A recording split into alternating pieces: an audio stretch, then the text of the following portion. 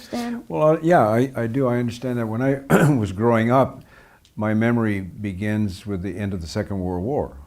And I grew up in a very lower working class community where everybody had jobs. My dad was a milkman, next door neighbor had a garage, and that's the way it was. But everyone got along. Everyone really got along, and because they were all united in the war effort.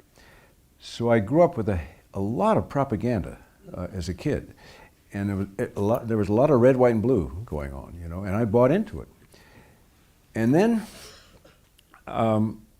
as time went on, and I grew up, and I started to become an artist, and I went out in the world and experienced life outside of Los Angeles, I realized that it was far more complicated than the propaganda during the Second World War. And there was a big gray area out there where life was much more complicated. And so I decided to go into that. I was really fascinated by that territory because there was a new kind of truth from the one that I grew up on.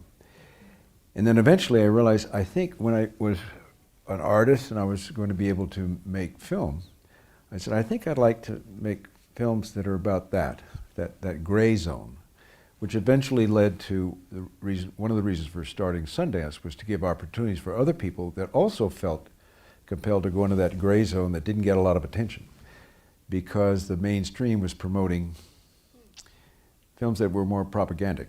And so that's how I got attracted to the area in between. And the characters that you play, although we come away from the films and think, oh yeah, he's this,